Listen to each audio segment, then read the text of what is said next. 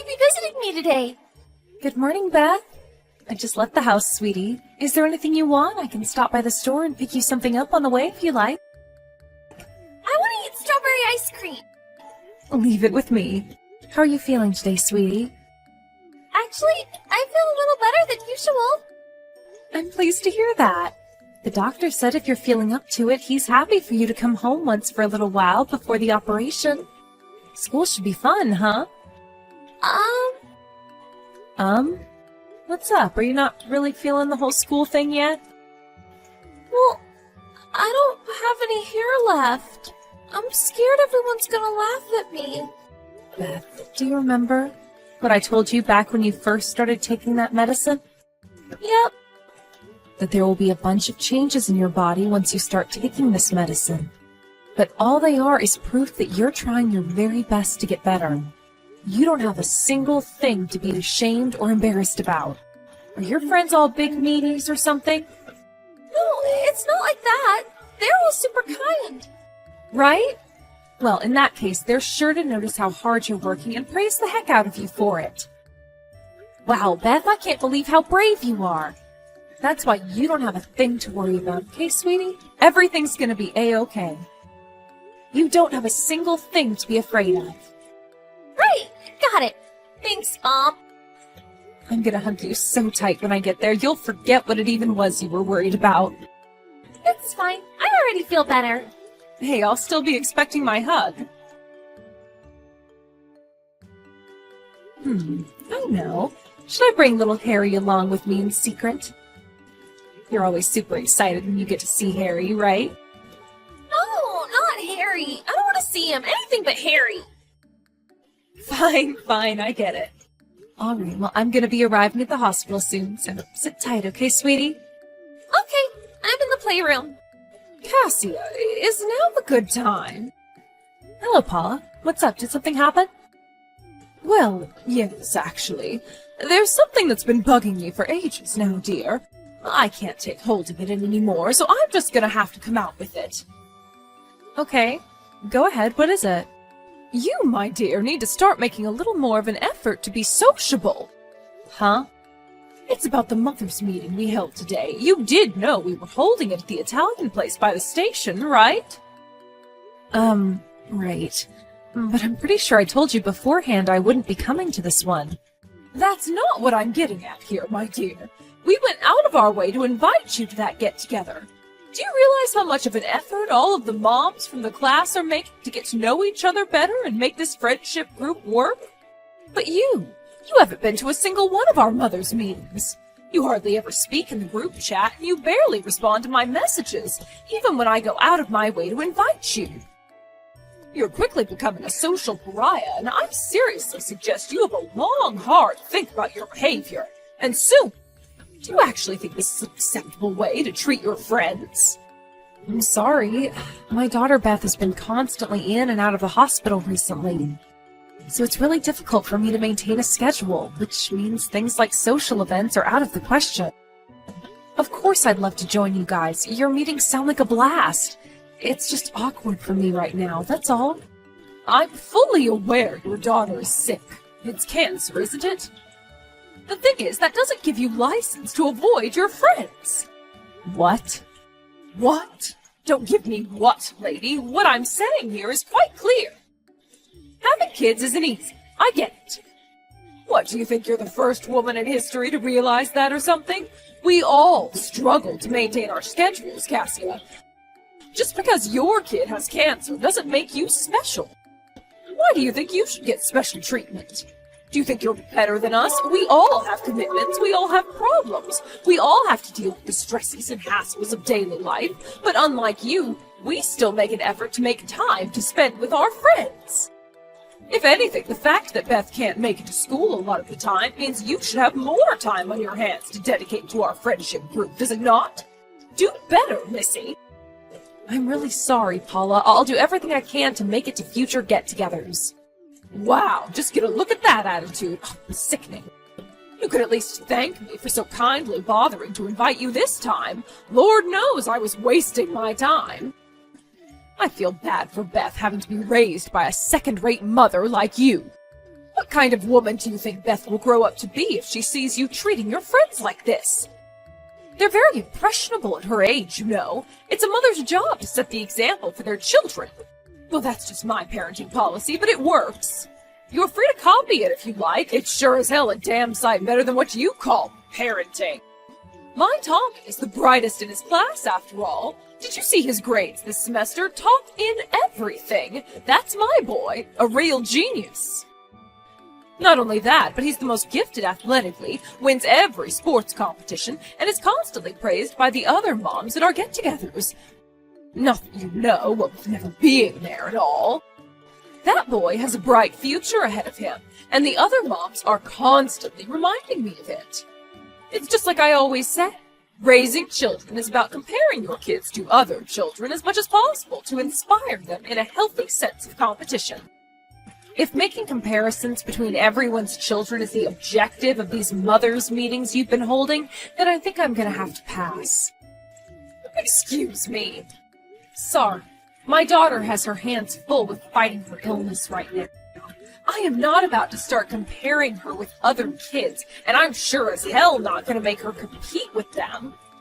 It'd shock her too much, and that's the last thing she needs with how fragile she is right now. Oh, well, would you catch a load of this? It looks like little Miss Perfect just arrived. Is it any wonder she's so fragile with a mother like you? Quit babying her and expose her to the harsh realities of life before it's too late. Listen to me, Cassia. I know your daughter might have cancer, but don't you think you're going a little too easy on her? You might think you're doing her a favor, but let me assure you, you're not. Children need a healthy sense of competition for the motivation it brings. How on earth are they supposed to understand the importance of hard work if they have no one to compete with? Because, dear, you have to remember that life is nothing but fierce, brutal, unending competition. And those who do not want to fight in this world of eternal struggle do not deserve to live. At least on that point, my son has all of his bases covered. He ain't gonna lose to anyone. You can bet your ass on it. Oh, that boy really is a genius. You know what? If you think you're too good to join us at our mothers' meetings, then fine. Don't bother coming. It really is such a shame, though. If you came, we would have been happy to teach you the secret to being an expert parent, or how to get your children to enjoy studying, or how to teach them to assert their dominance over the rest of the class. I guess you won't have access to any of those juicy tidbits of knowledge now. Sucks to be you. That's fine. We're doing things at our own pace. I'm sure we can figure it out without your expertise. Thank you. Goodbye. Beth, what's wrong? We finally got to come home, but you've been cooped up in your room the whole time. Did something happen at school? Nope, it's nothing. Nothing? But, sweetie, it's your birthday today. You seemed so happy when you left for school this morning. You had this radiant aura like sunshine and a big beaming smile on your face. I said it's nothing! Beth? I'm sorry, Mom. Something bad happened today. Something bad? Yes. What happened? You know you can tell me anything, Beth. If it was too difficult, then of course you don't have to, but I want you to remember that I'll always have your back, no matter what, okay? I love you more than anyone or anything in the world. Well, Harry's mom. Harry's mom? What did Harry's mom do, sweetie? She was waiting by the school gates at the end of school. When I walked past her, she said something mean to me. What? How can you be a girl but not have any hair? You poor, poor thing. Also, your mother must be embarrassed to have a daughter like you. Oh my God, what the... That is horrible. Did she really say those things to you? I wouldn't lie about this. Mom, is it true? Am I really an embarrassment to you? I'm sorry. I'm sorry I couldn't be a normal little girl, Mom. I'm sorry for not being healthy. No, stop it, Beth. You haven't done anything wrong, and you have nothing to apologize for. I never thought of you as an embarrassment, not even once. I am filled with pride and happiness to have a little girl as amazing as you as my daughter, Beth. And don't you ever forget that. You are perfect as you are, and you don't have to change a single thing. You are kind, hardworking, intelligent, thoughtful, and have the biggest heart of anyone I've ever known. I love you more than anything, and I always will. But Beth, don't you believe your mommy? I do, but I don't feel up to seeing anyone right now. I don't want to talk to anyone either. I just want to stay here in my room and hide from the world. I understand. I'm downstairs, and I'll be here whenever you feel like you want to talk. Or we can just cuddle on the sofa. Watch cartoons and eat ice cream if you like. I'll be waiting. Okay. Hey, Mom? Can you call Katie and Yuna and say thanks for me? Katie and Yuna? Why? What did they do? They helped me escape from Harry's mom. When she left, they walked me home. I see. Okay, leave it to me. I'll tell them you're grateful for what they did. Also, I'll be having a word with Harry's mother about what she did. I'll tell her how much I love you and make her apologize for the awful, ignorant things she said. It's fine. I don't want to talk to her. I don't ever want to see her again. But, Beth... Mom, the doorbell's been ringing since just now. We have a guest. You should go see who it is. All right. What is your problem? I'm watching a K-pop documentary right now, so I'm too busy to talk to you. Get lost. No. What is your problem? You lady wait for my daughter outside the school gate so you could humiliate her by saying a bunch of awful, hateful things to her? What the hell is wrong with you? Horrible things? What are you talking about? Those things you said about her hair? Oh, you mean that? Apologize to my daughter. Huh? Why should I apologize to the daughter of a miserable social misfit like you? Miserable social misfit? That's what you are, isn't it? You didn't show up to the social gatherings with all the other moms from the school, even when we go out of our way to invite you every time. If that doesn't make you a social misfit, then what are you?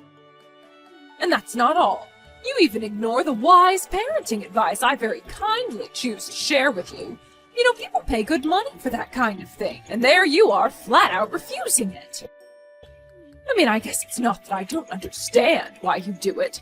To be honest, I've got a feeling I know exactly how you feel and what motivates you to behave as selfishly as you do, Cassia. You're jealous of my family, aren't you? Say what now?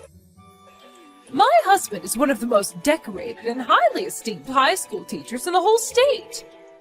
He's won several teaching prizes and appeared in the local newspaper on 5 separate occasions, once even making the second page. I, his wife, am so gorgeous and popular, there's no woman on earth who wouldn't want to trade places with me. I'm so beautiful, I've even heard the boys call me a cougar outside the school gates after school. Then there's my son Harry, a gifted child prodigy who excels at literally everything he tries his hand at. He's such a genius, his intellect dwarfs that of most people twice his age. You just don't get families this distinguished. We shine so brightly that we dazzle all who lay eyes on us, so really, when you think about it, it's no wonder you'd feel jealous. Plus, we're all fit and in good health. It's a shame the same can't be said for your daughter. I'm sorry, Paula, but I have literally never felt jealous of your family, not even once. Oh, please, stop lying. It's so pathetic and transparent. I'm actually embarrassed for you. You're making me cringe here. Oh, I almost forgot.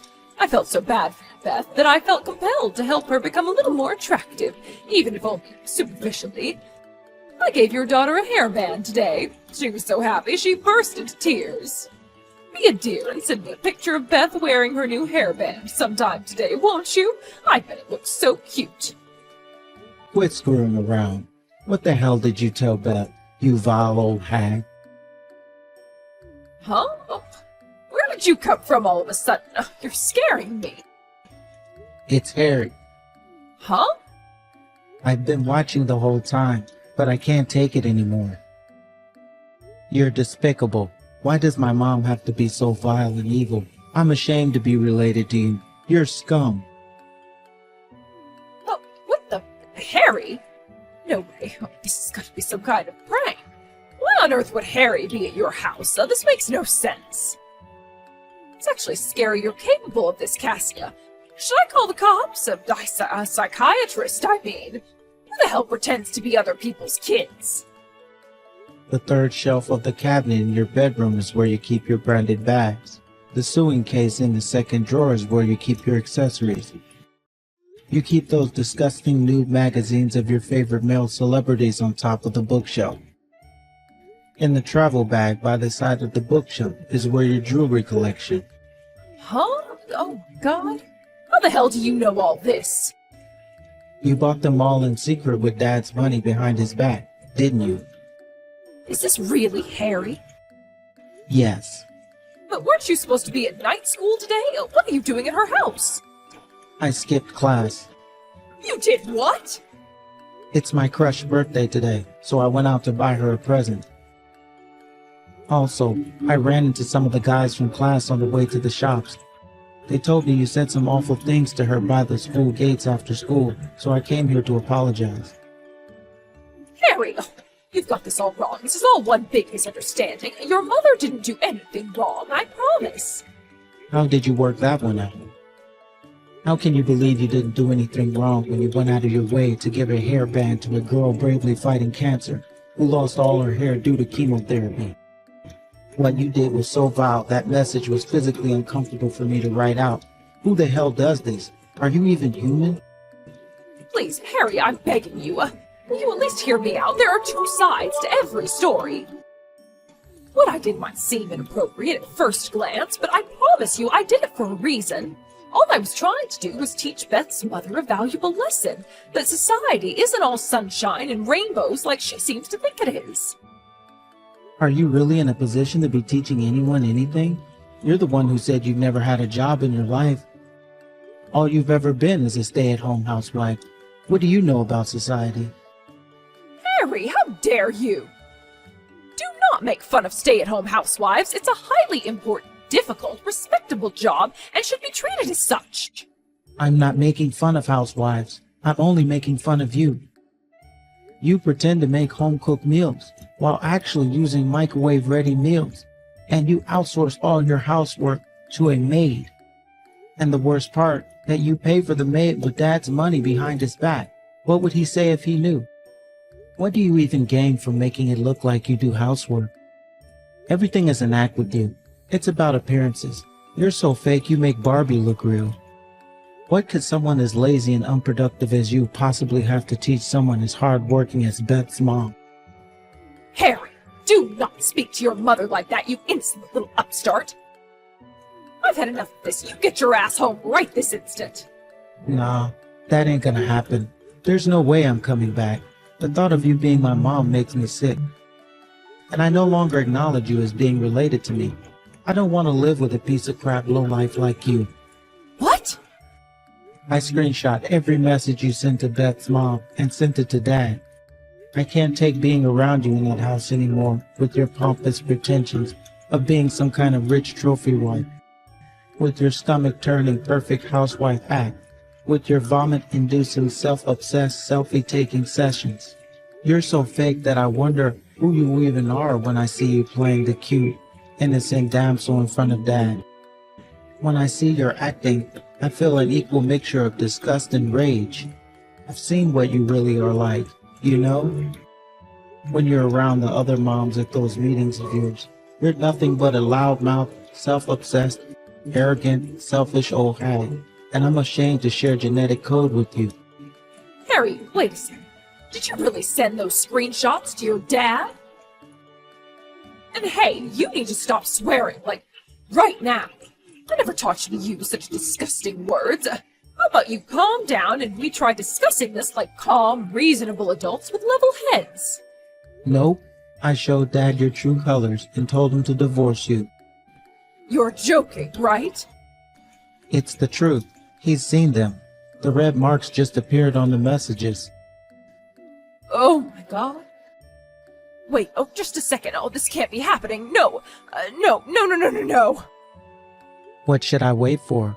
For Dad to divorce you and leave you completely on your own in this world? Okay, I'll wait. You guys can discuss this between yourselves later. Oh, and I'll be going with Dad, no matter what. Harry! Please, will you call your dad for me? Excuse me? Why would I do that? I want you to call your father and explain that all the screenshots you sent were fake, that it was just a prank. If you don't do something, our family's going to be irreparably broken up into tiny little pieces. Is that really what you want? Is it? I sent Dad those pictures because I wanted our family to be broken up. Don't you remember anything that happened today? Is your brain working properly, or are you stupid as well as evil?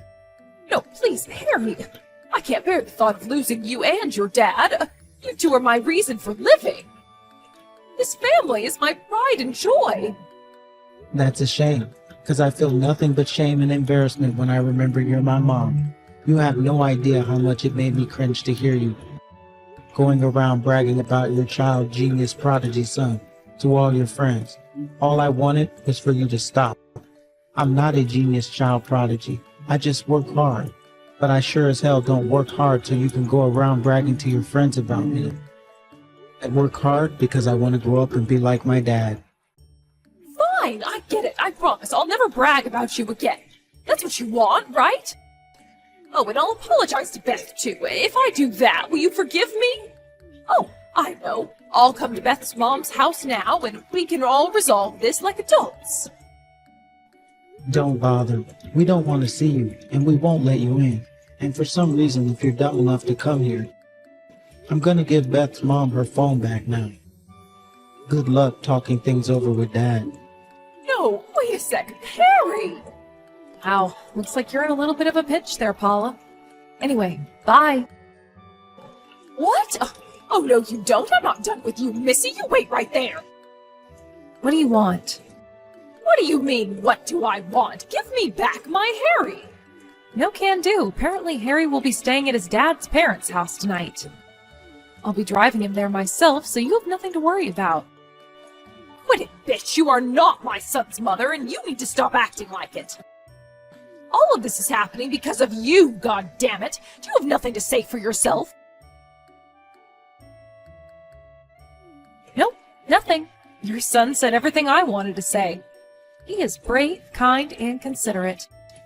You weren't kidding when you were bragging before. Your son really is amazing.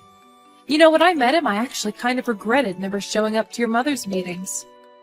I would have loved for you to teach me your parenting secrets. Beth, it's Harry. Harry? Yep. I'm borrowing your mom's phone to message you right now. Huh? Are you at my house? I see. What happened? I wanted to apologize for what Mom did to you. I heard she hurt you by saying some really mean things. I'm so sorry. It's fine. Really, it's okay, Harry.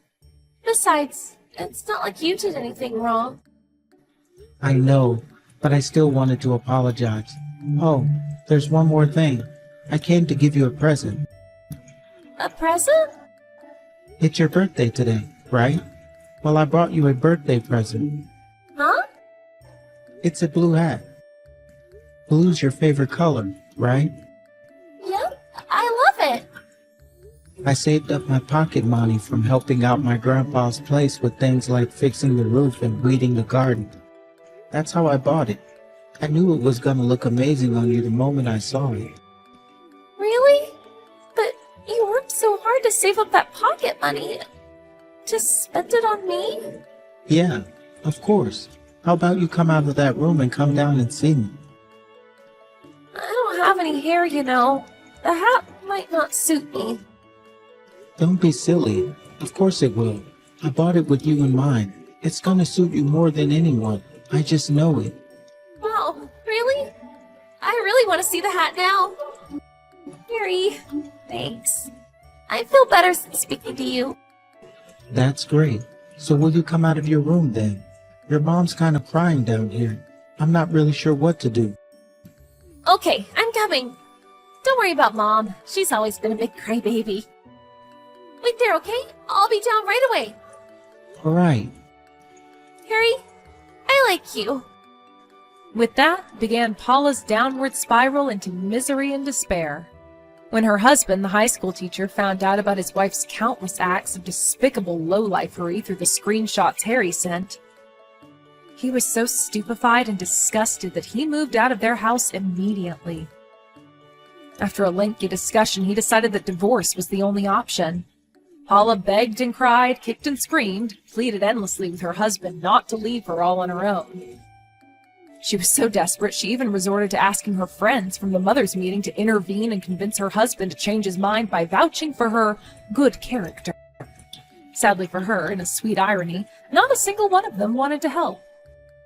Paula's actions towards my daughter seemed to come from a place of thinking she was so admired, envied, and respected by so many people that she was better than everyone else. I think it's quite fitting that this whole thing ended with her actual position being laid bare for all to see. She was alone and friendless, without a single ally in the world. The divorce went through, and with that, she was abandoned by her husband, her son, and her friends. With her pride in tatters and her reputation destroyed, she tried to flee to her parents' house in a desperate bid to escape the shame and embarrassment of what had happened. But her ex-husband wasn't going to let her off the hook that easily, and he bundled her into the car before driving her over to my place and dragging her out in the yard in front of me and Beth, forcing her to apologize for her despicable behavior. I was so proud of Beth when she forgave the crumpled, tear-stained mess laid out on the lawn in front of her with a generous, big-hearted smile. Then, when spring came, Beth's operation went by without a hitch, and now she's on the road to making a full recovery. Before long, she'll be discharged from the hospital and can finally make a start on the rest of her life. For the time being, she's enjoying the last leg of her hospital stay with daily visits from Harry. I love watching the two of them playing, laughing, and smiling together. It puts the biggest smile on my face, and the two of us couldn't be happier.